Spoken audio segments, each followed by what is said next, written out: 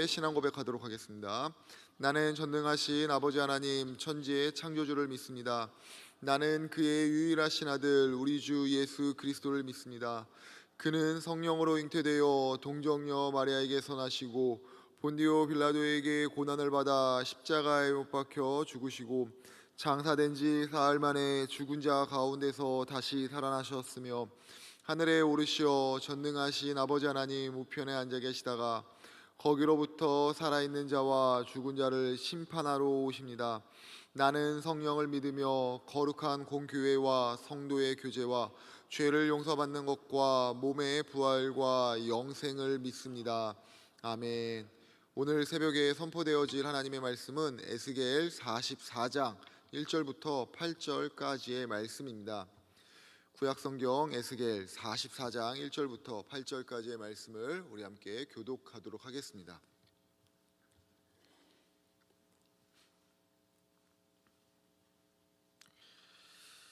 교독하겠습니다. 그가 나를 데리고 성소의 동쪽을 향한 바깥문에 돌아오시니 그 문이 닫혔더라.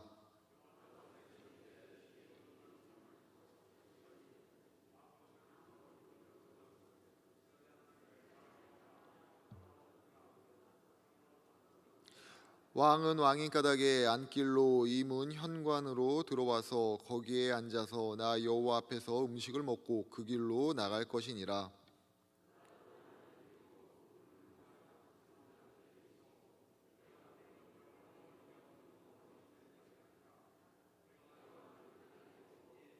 여호와께서 내게 이르시되 인자야 너는 전심으로 주목하여 내가 내게 말하는 바 여호와의 성전의 모든 규례와 모든 율례를 귀로 듣고 또 성전의 입구와 성소의 출구를 전심으로 주목하고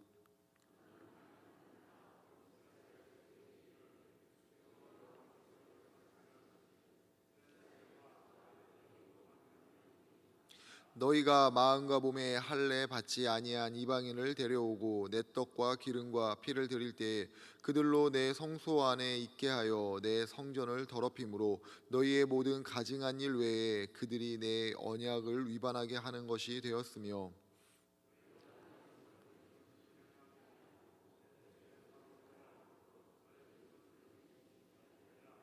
아멘. 우리 앞뒤 좌우 계신 성도님들과 이렇게 인사하도록 하겠습니다. 사랑하고 축복합니다. 우리는 주님의 제자입니다. 사랑하고 축복합니다. 우리는 주님의 제자입니다. 오늘은 은혜 아니면이라는 제목으로 하나님 말씀 증거하도록 하겠습니다. 지금 에스겔은 하나님의 영광이 임한 성전 안에 있습니다.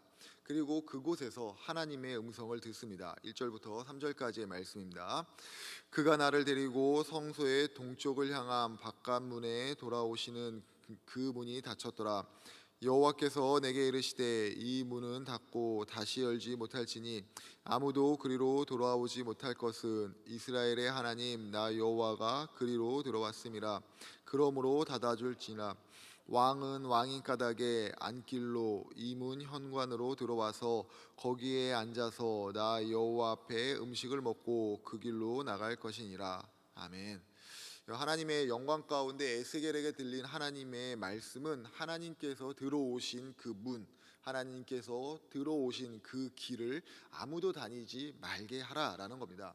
이것은 성전은 하나님의 거룩함이 있는 곳임을 보여주는 동시에 하나님 그분이 세상으로부터 구별되어 있는 거룩한 분임을 잊지 말고 기억하라라는 그런 의미에서 말씀하시는 겁니다.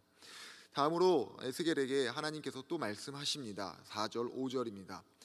그가 또 나를 데리고 북문을 통하여 성전 앞에 이르시기로 내가 보니 여호와의 영광이 여호와의 성전에 가득한지라. 내가 얼굴을 땅에 대고 엎드리니 여호와께서 내게 이르시되 인자야 너는 전심으로 주목하여 내가 내게 말하는 바 여호와의 성전의 모든 규례와 모든 율례를 귀로 듣고 또 성전의 입구와 성소의 출구를 전심으로 주목하고. 아멘. 하나님께서 지금 성전 바깥에 있는 에스겔을 성전 안쪽으로 부르신 다음에 그곳의 영광으로 임재하셨습니다. 그리고 지금까지 하나님께서 보여주신 성전의 모습, 번제의 절차, 그리고 하나님의 영광스러운 임재가 있는 이 순간을 귀로 듣고 보고 또 모든 것을 잘 기억하라라고 말씀하십니다.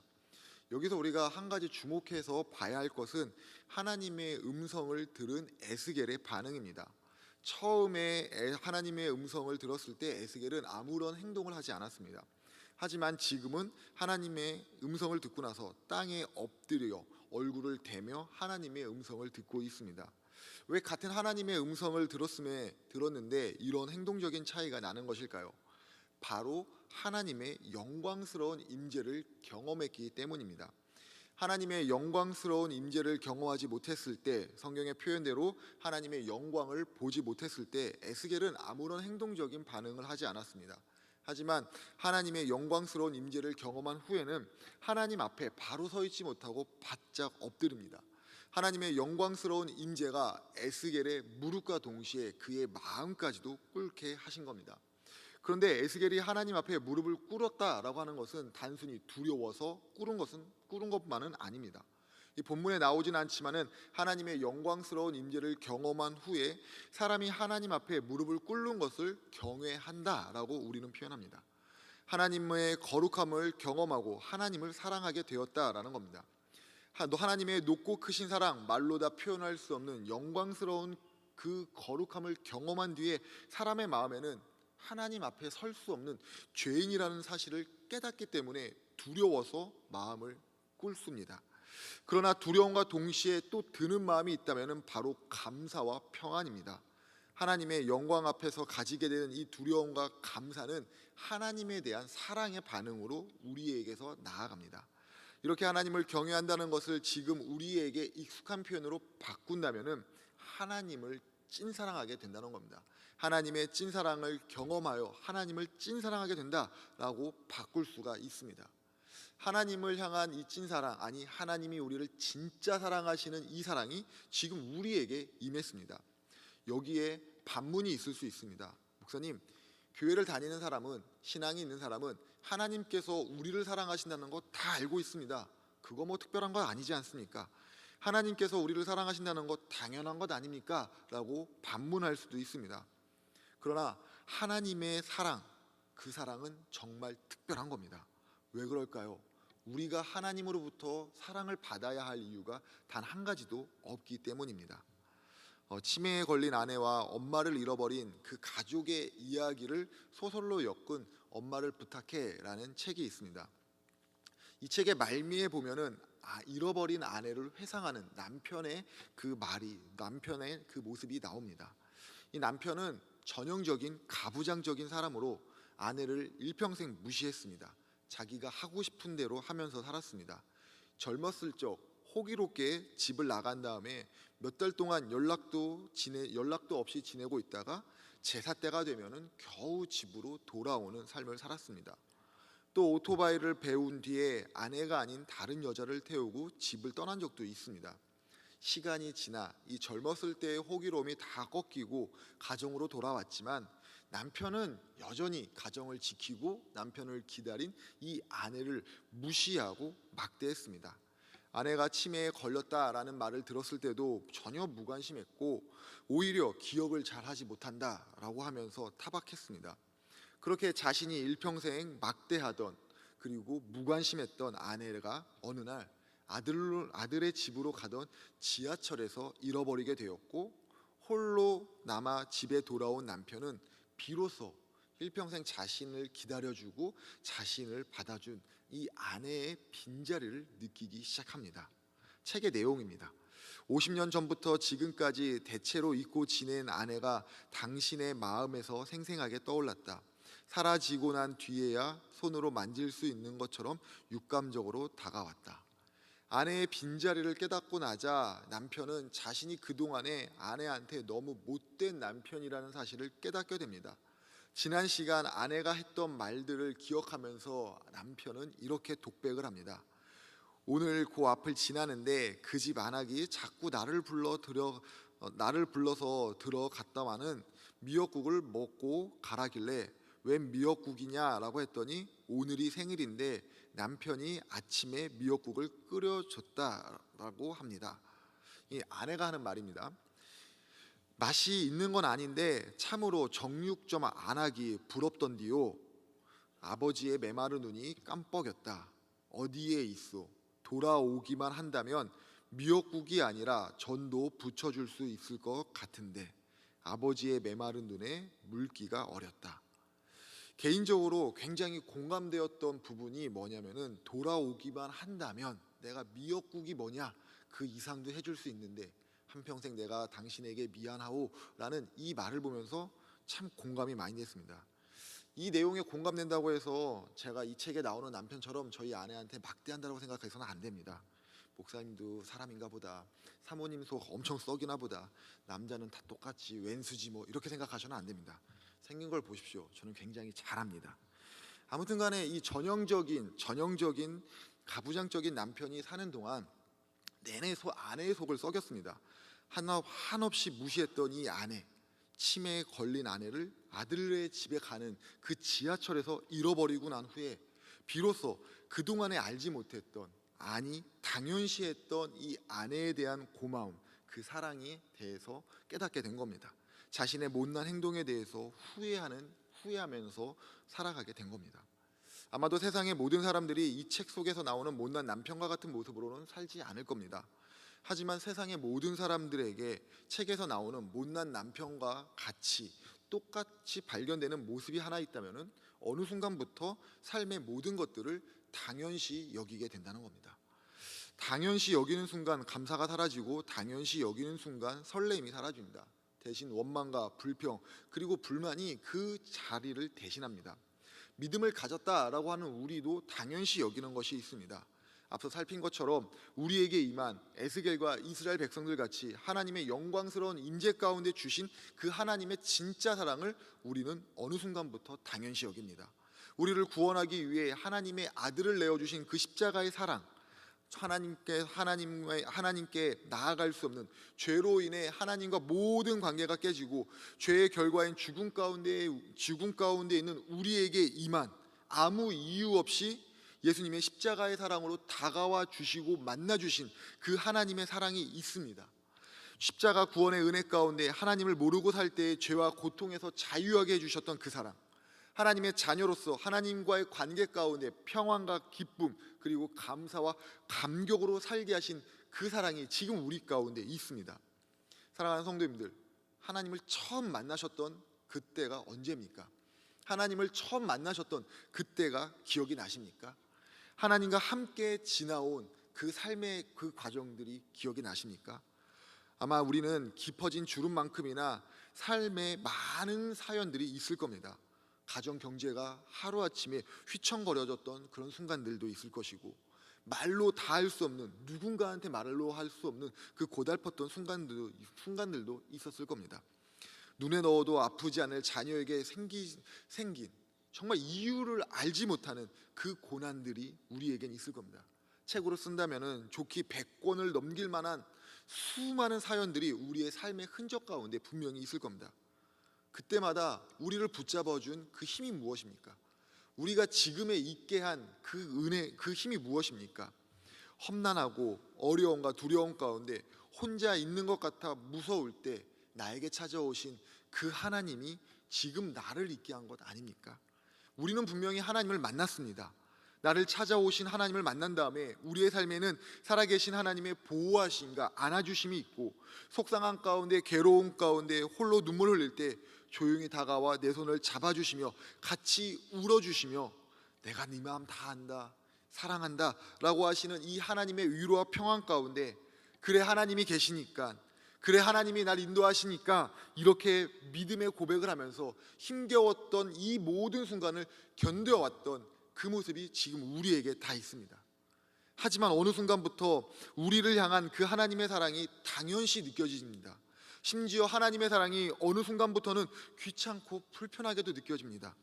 내가 하나님만 믿지 않았다면 지금보다는 더 잘 살았을지도 모르는데, 내가 교회만 다니지 않았다면 지금보다 더 즐겁게 살았을지도 모르는데, 내가 하나님만 믿지 않았다면 저 사람 때문에 속 썩는 거 참지 않아도 되었을 텐데 라고 하면서 이 하나님의 사랑을 당연시 여기면서 지내고 있습니다. 그럼에도 놀라운 사실이 있습니다. 하나님의 사랑은 하나님을 당연시 여기는 우리, 때로는 이 하나님의 사랑을 불편하게 여기는 우리에게 배은망덕이다, 내가 너 같은 것을 위해서 당장 내가 너를 심판하겠다라고 하지 않으시며 변치 않는 사랑으로 지금도 나와 함께하고 계시다는 겁니다. 변치 않는 이 하나님의 사랑을 사람이 부를 수 있는 유일한 말이 은혜입니다. 은혜라고 부르는 것은 다른 말로는 표현할 수 없기 때문에 은혜라고 부르는 겁니다. 왜 은혜라고 부릅니까? 이 하나님의 사랑을 받아야 할 이유가 단 한 가지도 없기 때문입니다. 다시 말해 하나님의 사랑, 예수님의 십자가 사랑이 죄인인 나에게, 당연시 여기는 나에게, 심지어 하나님의 사랑을 불편히 여기는 나에게 베풀어야 할 이유가 단 한 가지도 없다는 겁니다. 하나님의 은혜가 내게 임해야 될 이유가 단 한 가지도 없음에도 불구하고 영광스러운 하나님의 임재가 내 안에 있다라는 것, 그 십자가의 사랑이 내 안에 있다라는 것, 이것이 바로 하나님의 은혜입니다. 하나님의 은혜가 특별한 이유가 바로 여기에 있습니다.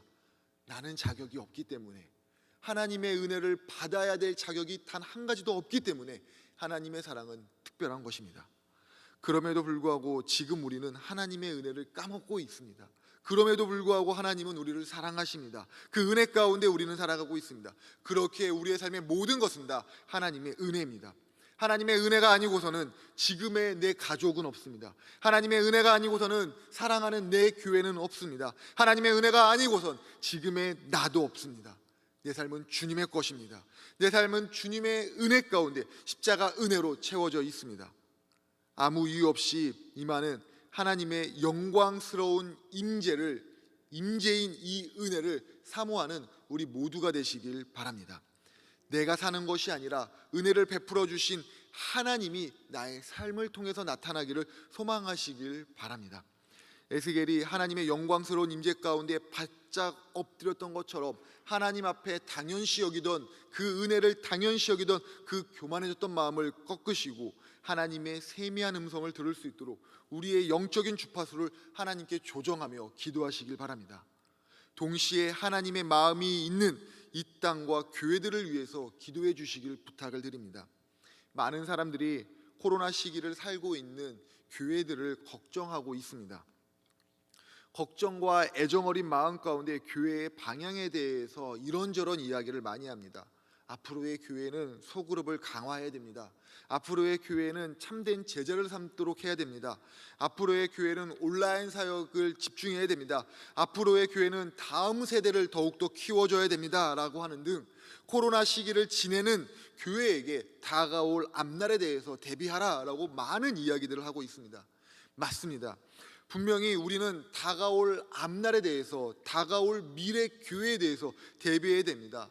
아낌없이 우리의 재정과 노력을 투입해서 어쩌면 잿더미가 될지도 모르는 교회의 앞날을 위해서 우리는 준비해야 됩니다. 코로나 시기가 지나면 다시 예전으로 돌아갈 것인데 뭘 그렇게 호들갑이냐라고 생각하는 이 안일함 가운데 머무르면서 준비하는 것을 더 이상 늦추거나 미뤄서는 안 됩니다. 요셉이 애굽의 총리가 되자마자 곧바로 앞으로의 7년의 흉년을 준비했던 것처럼 지금 바로 교회의 앞날에 대해서 대비책을 마련하고 시행해야 됩니다. 그러나 우리가 한마음 한뜻으로 미래의 교회에 대한 대비를 하기 전 분명히 그리고 지속적으로 해야 되는 것이 있습니다.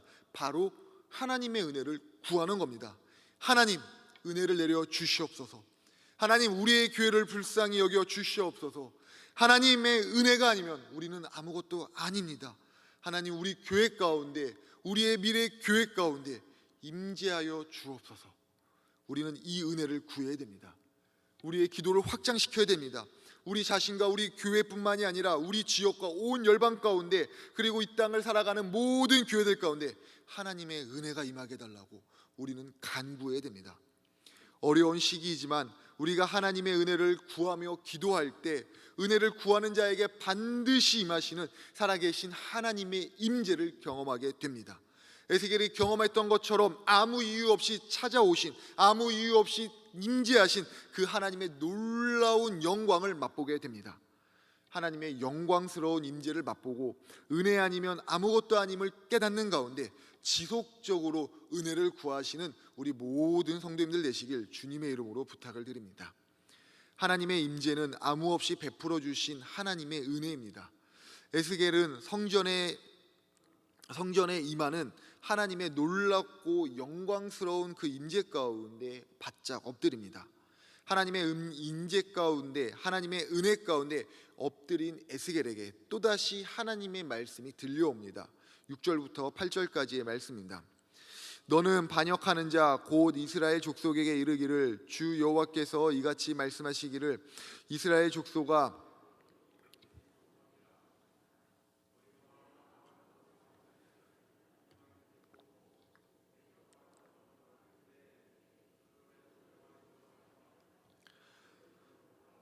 너희의 모든 가증한 일 외에 그들이 내 언약을 위반하게 하는 것이 되었으며 너희가 내 성물의 직분을 지키지 아니하고 내 성소에 사람을 두어 너희 직분을 대신 지키게 하였느니라. 아멘.